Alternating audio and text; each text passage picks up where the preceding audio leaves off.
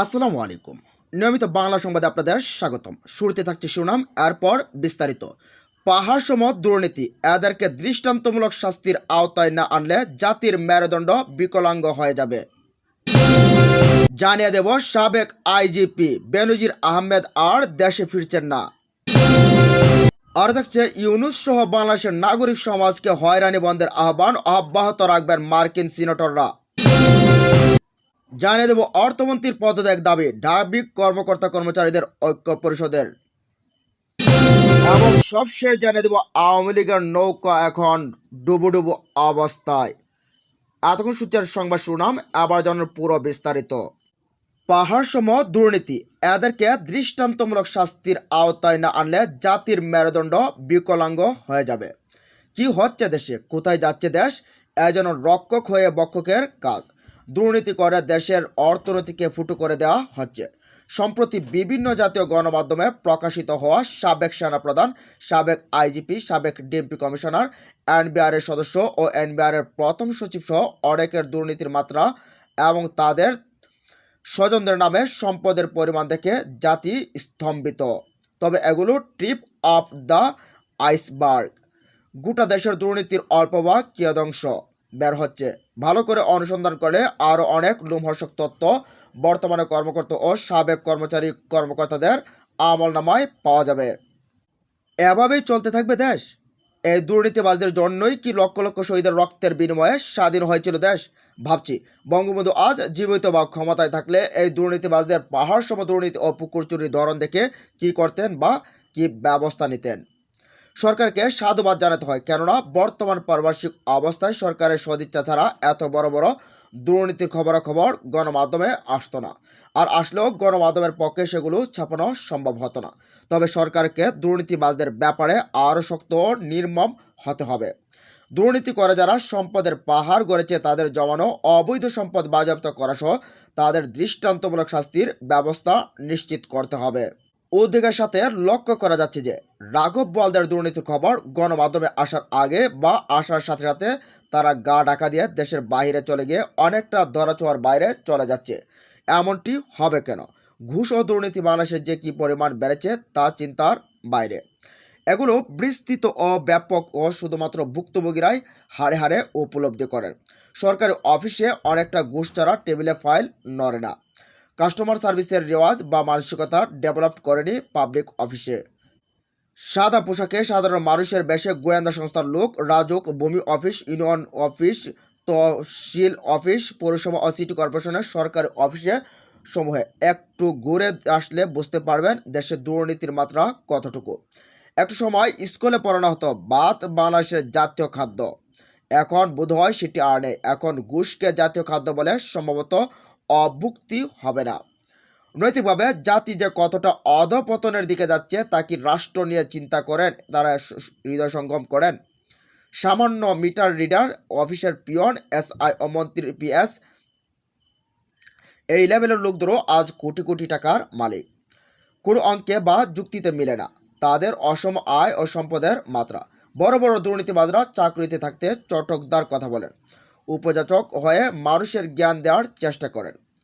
বলি আওরায় দেশপ্রেমের সংজ্ঞা তাহলে কি? কাদেরকে দেশপ্রেমিক বলবেন?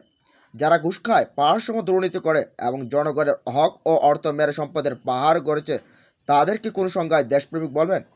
তারা তো বরং গণবিরোধী ও দেশদ্রোহী। আর এই দেশদ্রোহীরাই দেশপ্রেমের বড় বড় বুলি আওরায়। চাকরি জীবনে বড় বড় বুলি আওরায় আর ঊর্ধ্বতন কর্তৃপক্ষের কাছ থেকে শুদ্ধাচার সার্টিফিকেট ও দুদক থেকে একাধিকবার দায় মুক্তি সনদ নেয়, কিন্তু অবসরে যাওয়ার পর থলের বিড়াল বেরিয়ে আসতে থাকে।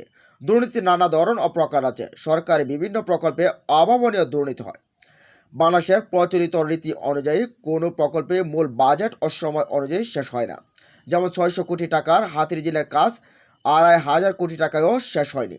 8000 কোটি টাকার পদ্মা সেতুর বাজেট হয়েছে প্রথমে 28,000 কোটি টাকা, আরও প্রায় 10,000 কোটি টাকা বাড়িয়ে পরিকল্পনা মতো শেষ করা যায়নি।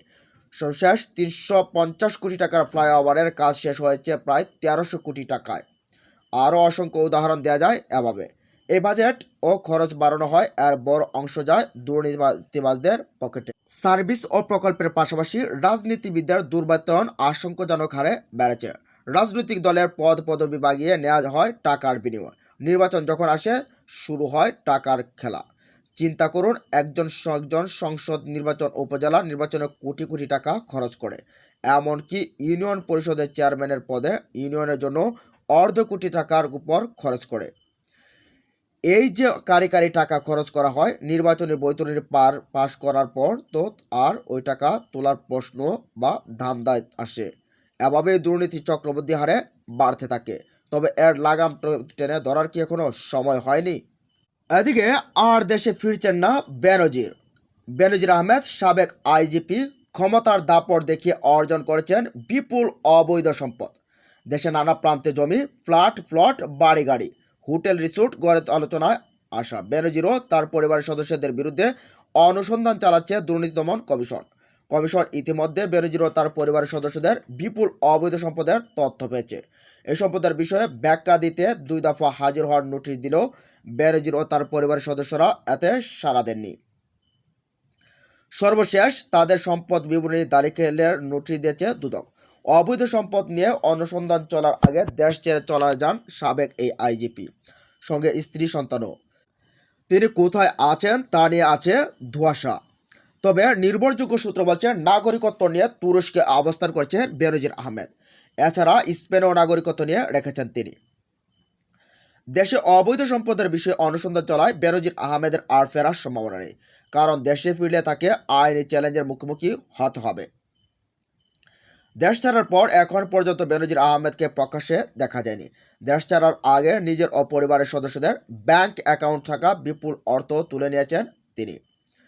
একটি সূত্র মানব জমিনকে নিশ্চিত করেছে, ডক্টর বেনজির আহমেদ আর দেশে ফিরবেন না। বিদেশে তিনি পরিবার নিয়ে স্থায়ী হয়েছেন। দেশের মতো বিদেশেও তার বিপুল সম্পদ রয়েছে। বিশেষ করে দুবাইতে তার সম্পত্তি থাকার তথ্য পাওয়া গেছে।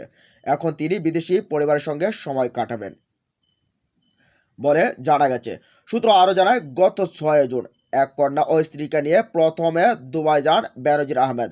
পরে সেখানে 10 দিন অবস্থান করে 17 জুন তুরস্কে পাড়ি জমান। তুরস্কে বিনিয়োগের শর্তে নাগরিকত্ব পেয়েছেন বেনজির ও তার পরিবার। তবে ইউরোপের আরেক দেশ স্পেনও বিনিয়োগের শর্তে নাগরিকত্ব পেয়েছেন বেনজির। আগামী মাসেই তিনি স্পেনে যাবেন। বেনজির আহমেদের এক সময়ের আইনজীবী অ্যাডভোকেট শাহ মঞ্জুরুল হকের চেম্বার একটি সূত্র মানবজমিনকে নিশ্চিত করেছে, তাদের সঙ্গে বেনজির আহমেদের এখনও আর যোগাযোগ নেই। বেনজিরের একটি পারিবারিক সূত্র বলছে, তার কনিষ্ঠ কন্যা এখন যুক্তরাজ্যের ব্রিস্টলে অবস্থান করছেন। সেখানে একটি বিশ্ববিদ্যালয়ে তিনি লেখাপড়া করেন। বেনজির আহমেদের বড় মেয়ের জামাতা দুবাইয়ে ব্যবসা করেন। সেই ব্যবসার বিনিয়োগ ও উৎস সবকিছুই বেনজির করে দিয়েছেন বলে তথ্য এসেছে।